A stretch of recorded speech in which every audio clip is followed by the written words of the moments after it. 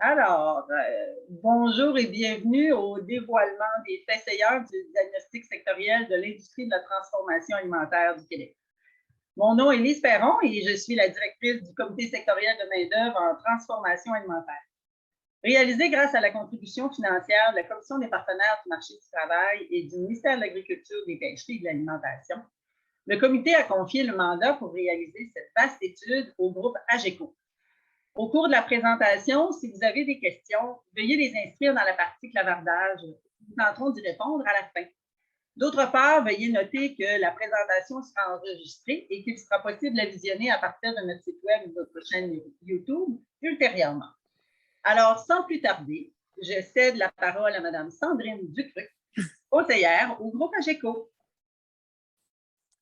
Merci beaucoup, Lise. Bonjour tout le monde. Ça me fait vraiment plaisir d'être ici aujourd'hui.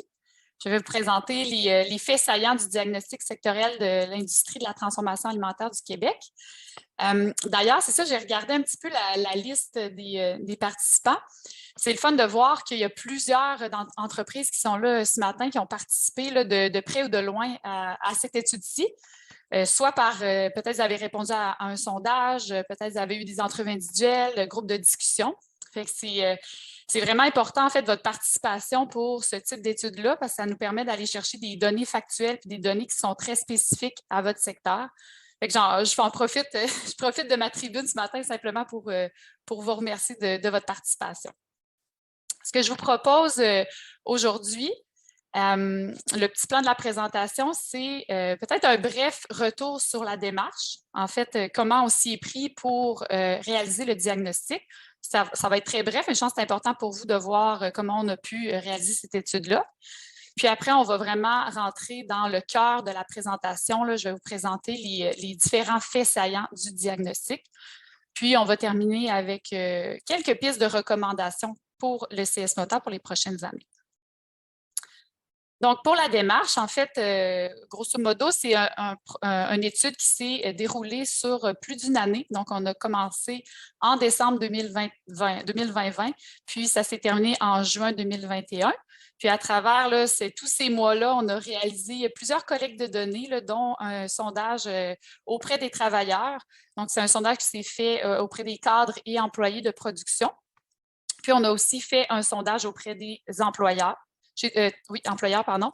Puis là, c'est ça, une centaine d'établissements qui ont répondu au sondage.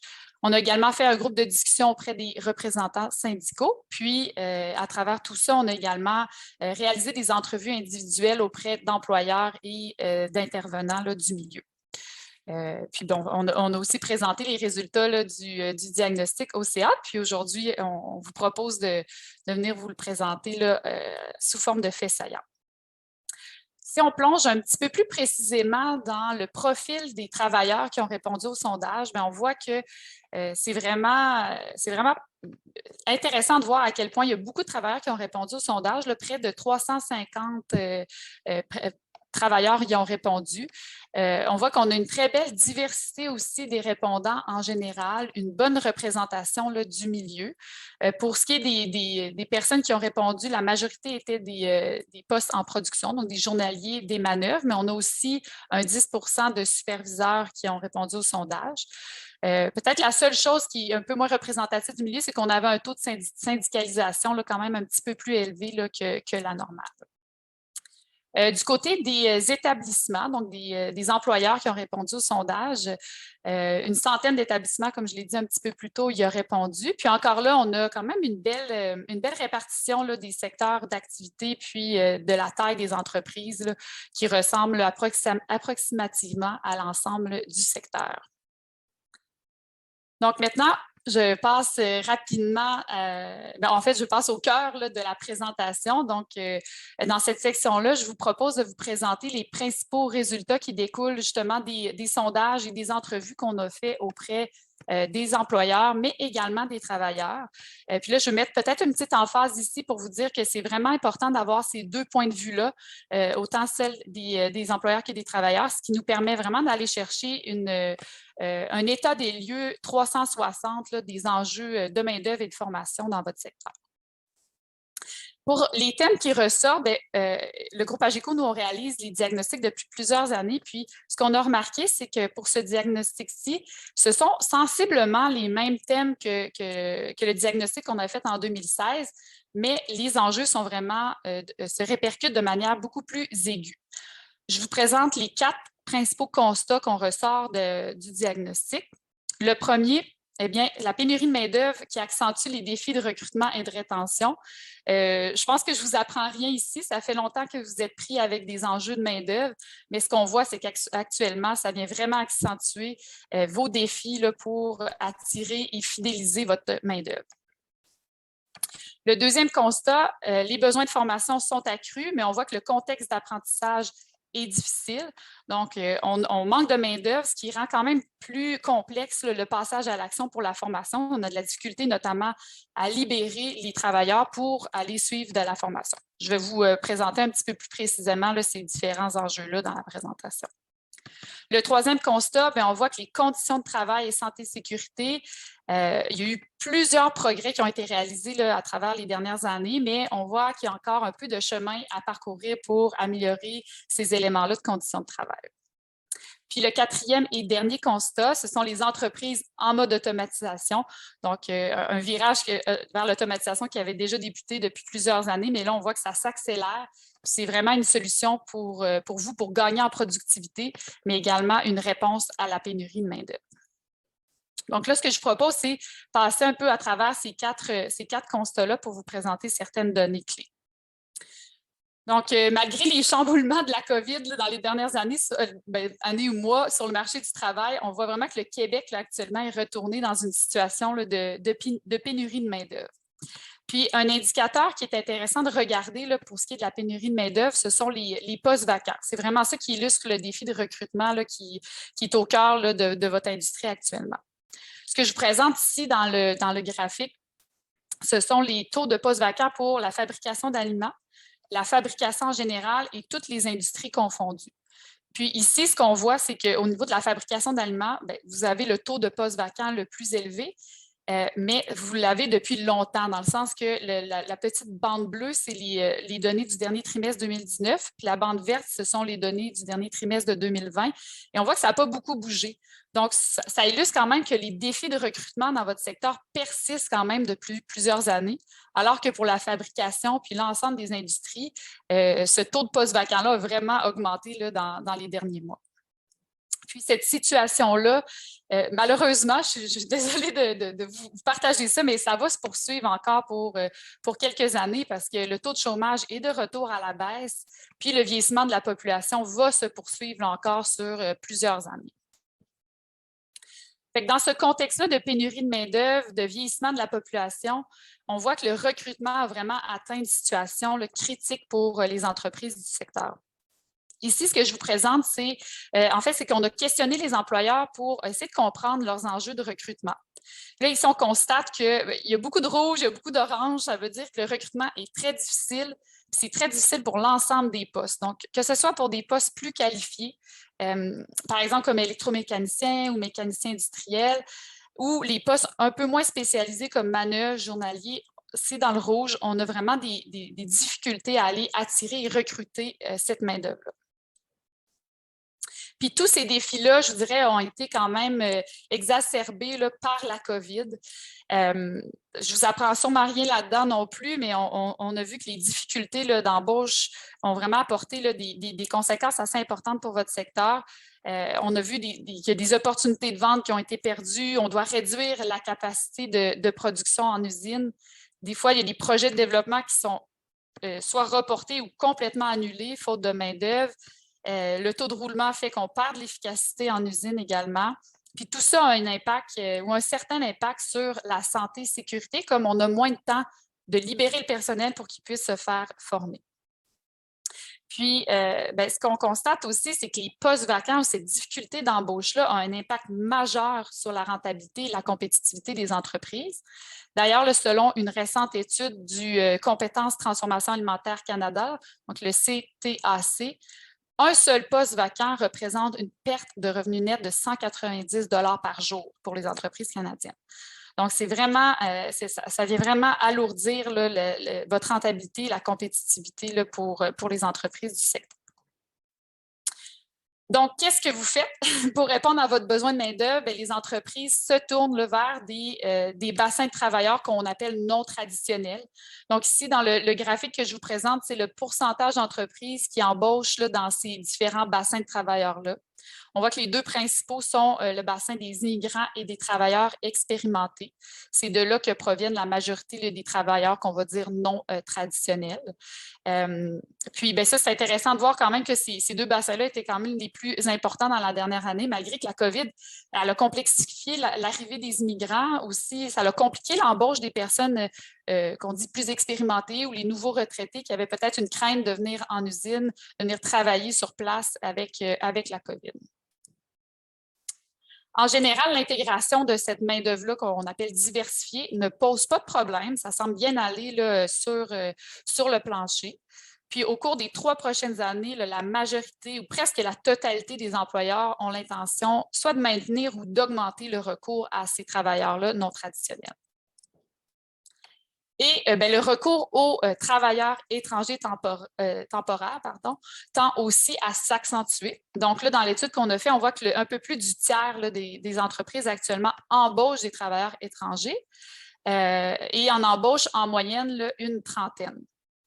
Puis le 3/4 des entreprises pensent que ce nombre devrait augmenter au cours des prochaines années. Et d'après moi, ça sera le cas parce que, comme vous le savez, là, dans les derniers mois, on a eu l'annonce comme quoi la limite là, du nombre maximal de travailleurs étrangers temporaires passera de 10 à 20 de l'effectif total. Donc, c'est vraiment une tendance qu'on s'attend à voir là, à augmenter dans les prochaines années. En plus des difficultés de recrutement, le taux de roulement s'accélère aussi. Donc, la rétention du personnel est devenue le défi numéro 1 en matière de ressources humaines pour les 3/4 des entreprises que nous avons sondées. Et elles nous disent aussi que ce roulement de personnel-là est vraiment plus critique pour les postes d'entrée. Puis vous le savez aussi bien que moi, là, il y a quand même des conséquences importantes à ce taux de roulement-là. On doit faire plus de formation, il y a plus de prise en charge par les employés, plus de temps supplémentaire. Ça crée une fatigue aussi au sein des équipes de travail. Donc, c'est quand même assez lourd de conséquences. Maintenant, si on regarde, je trouve que c'est quand même intéressant. Ici, on a demandé aux entreprises, pour vous, quelles sont les raisons, en fait, qui attirent et retiennent vos travailleurs dans vos entreprises? Ici, les principales raisons que les employeurs nous ont données, c'est d'abord la stabilité de l'emploi. Donc, on voit que la stabilité est vraiment en tête de liste. Puis, en effet, selon nous, la COVID a quand même joué un rôle là-dedans parce qu'elle a montré le caractère essentiel du secteur de la transformation alimentaire. Ça a montré, en fait, que même une pandémie mondiale n'a pas empêché les usines de fonctionner. Donc, ça démontre que vraiment, ça montre en fait la sécurité d'emploi que peut offrir le secteur pour ses travailleurs. Puis ça devient un élément aussi pour favoriser l'attraction du personnel aussi dans vos usines. En deuxième et troisième temps, on voit que les entreprises, en fait, qu'est-ce qui motive, selon les entreprises, les travailleurs à venir s'installer au sein de leurs usines? C'est la culture de l'entreprise, la réputation de l'entreprise. Puis ça ne nous surprend pas parce qu'on voit de plus en plus que les jeunes générations sont à la recherche d'une corrélation entre leurs valeurs et celles de l'entreprise. Donc, des jeunes qui sont vraiment à la recherche de sens. Et ça, on a vu que dans les dernières années, il y a un intérêt quand même grandissant des entreprises pour développer, valoriser la marque employeur, pour travailler en fait sur leur culture d'entreprise, pour venir rejoindre les différentes générations de travailleurs.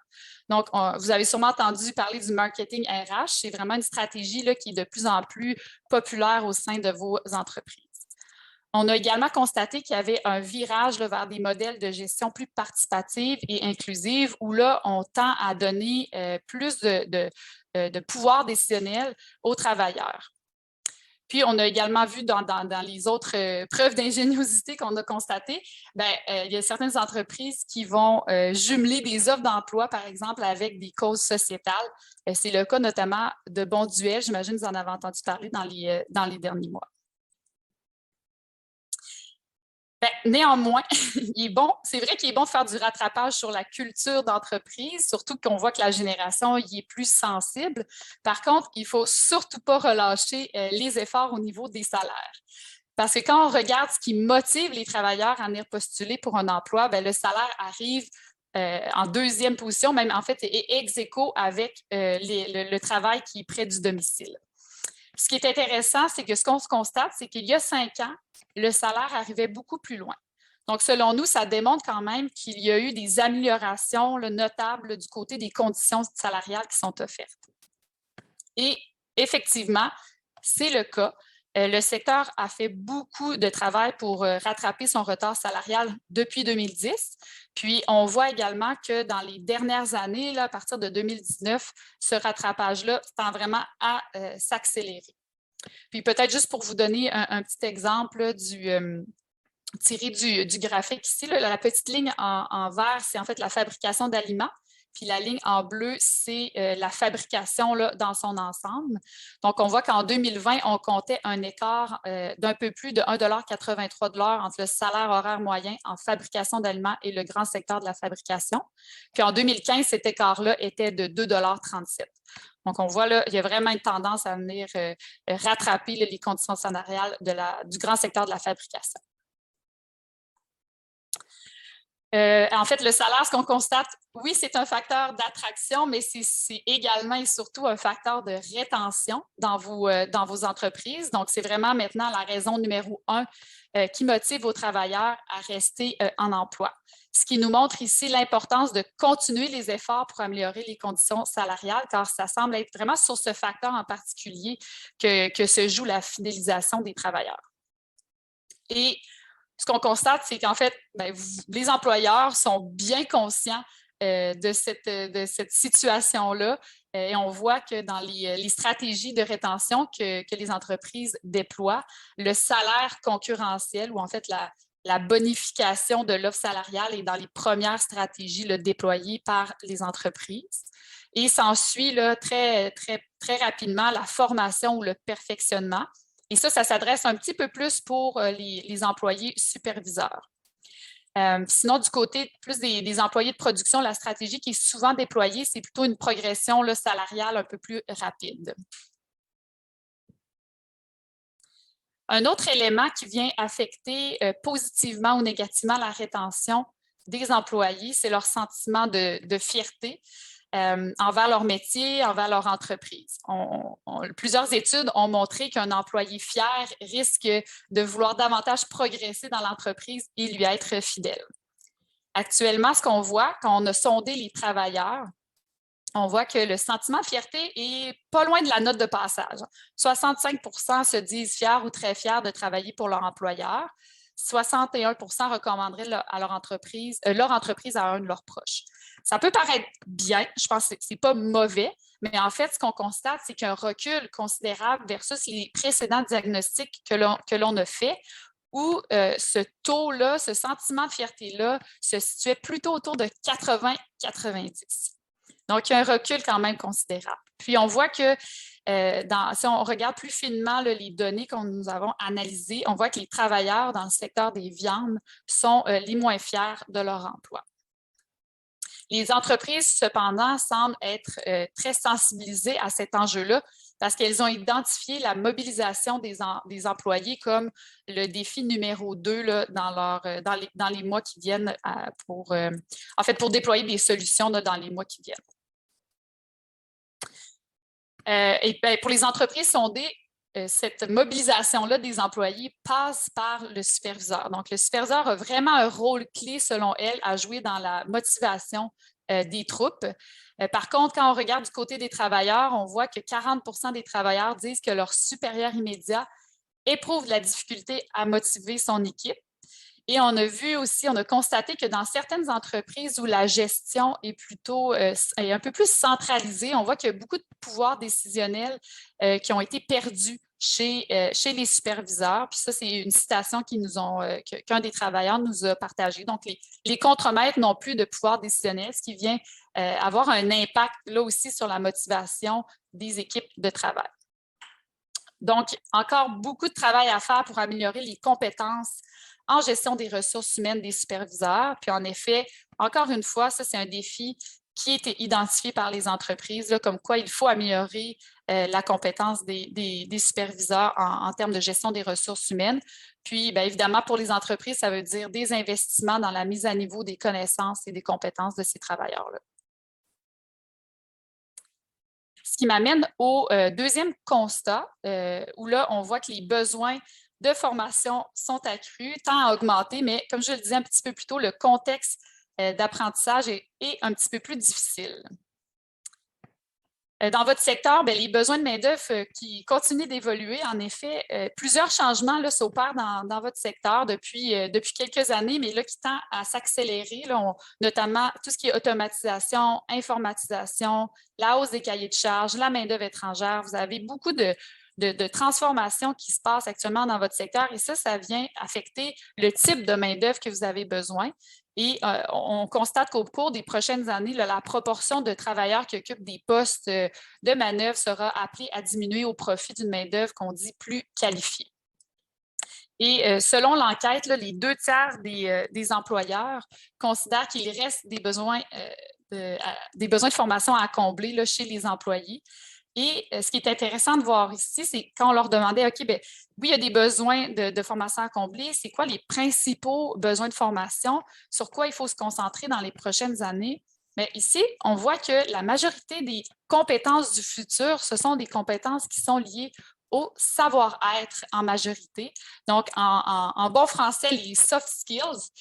Ici, là, ce que je vous présente, c'est vraiment les principaux qui sont ressortis de l'étude. Donc, tout ce qui touche à la gestion du personnel, la collaboration, la communication va être important. Le respect de la diversité, en sachant que justement les bassins de travailleurs non traditionnels vont s'accroître aussi dans les entreprises. Tout ce qui touche à la formation technique et à l'usage du numérique vont être au cœur des nouvelles compétences à acquérir dans votre secteur.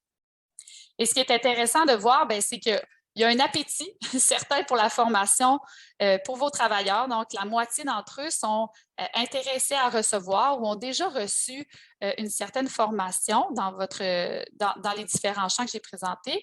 Et vous, les entreprises, vous êtes bien préparés également à offrir cette formation-là. Comme on constate, près de 80% là, des entreprises ont déjà en place là, un plan de formation. Mais, comme je le dis depuis le début de la conférence, le contexte est difficile. Et là, rien de mieux qu'une citation pour vous illustrer qu'est-ce que je veux dire par le contexte est difficile. Donc, un des employeurs nous disait, bien, en pleine pénurie de main-d'œuvre, amplifiée par la COVID, nous ne sommes pas en mesure de retirer les travailleurs pendant leur corps de travail pour de la formation. Donc, ça a été entendu à maintes et maintes reprises. Il faut former, notre main-d'œuvre on a des besoins de main-d'œuvre de plus en plus qualifiés. Notre environnement d'affaires change, il faut investir dans la formation, mais on n'a pas de personnel sur le plancher, donc c'est difficile de libérer les gens pour suivre ces formations-là.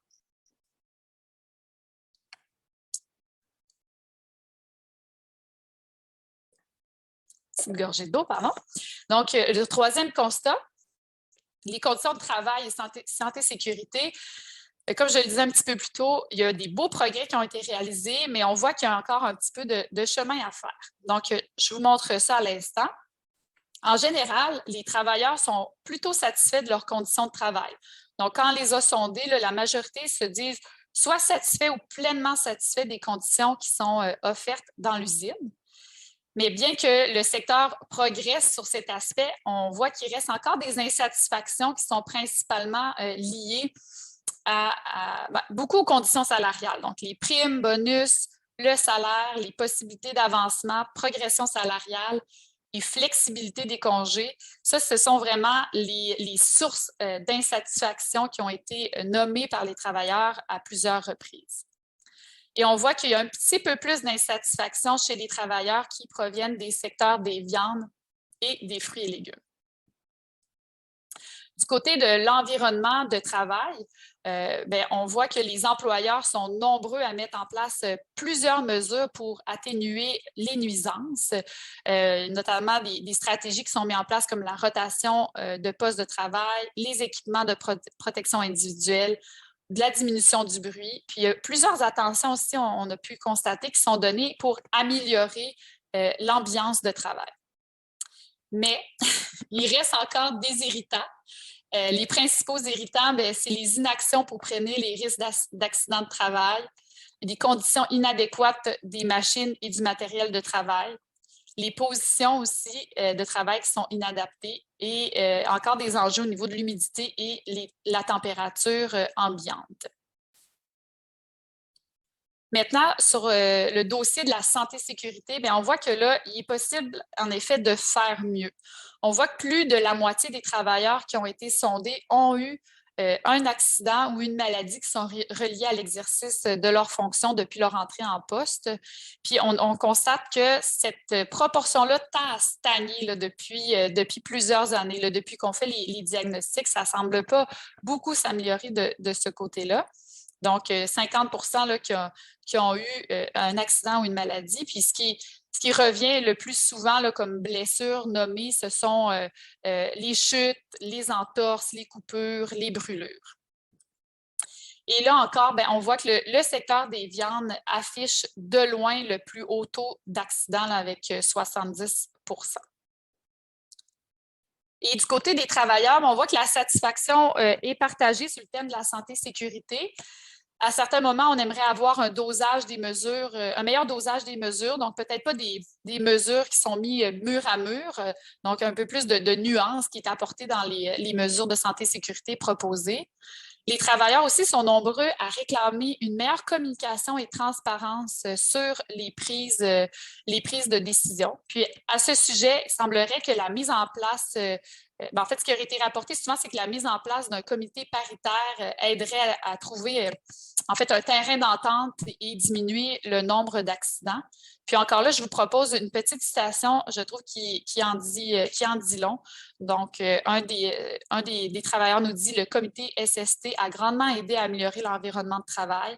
Nous avons passé pratiquement 2 ans sans avoir aucun accident de travail. » Donc, ça aussi, ce sont des solutions intéressantes là, à déployer.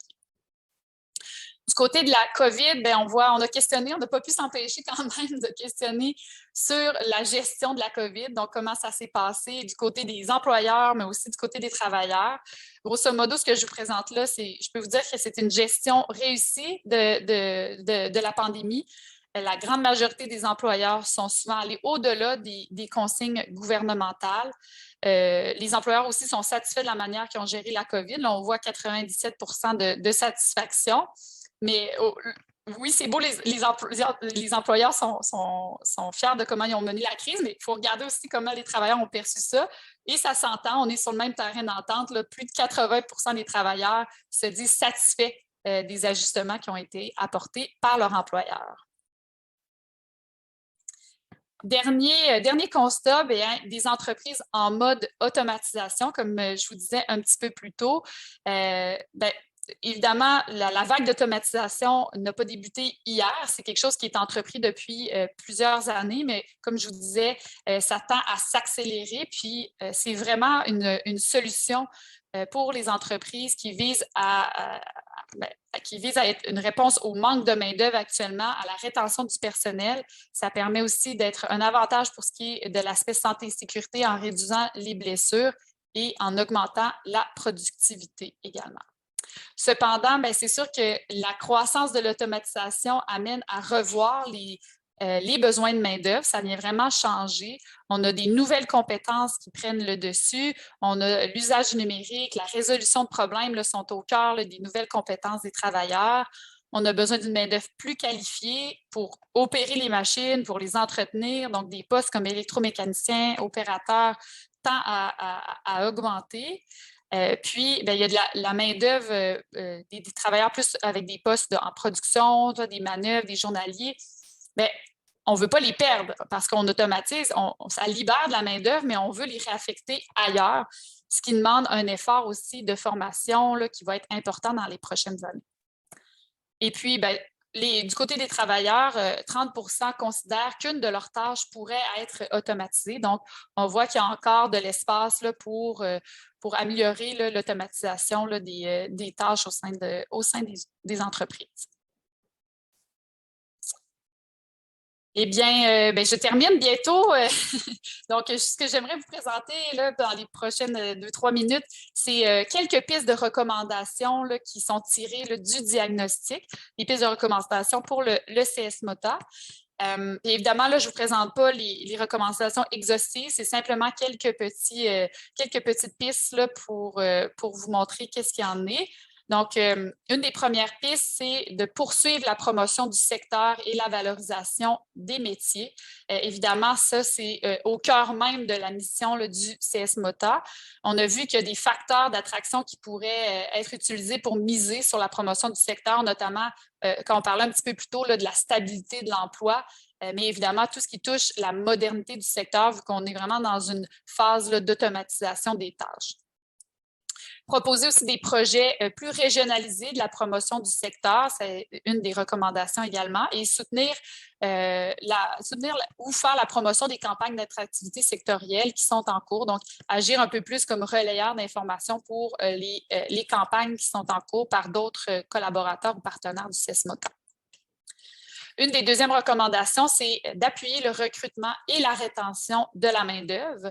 Donc, c'est important à ce niveau-là de continuer à sensibiliser les entreprises à effectuer une planification de la main-d'œuvre, que ce soit à moyen ou à long terme.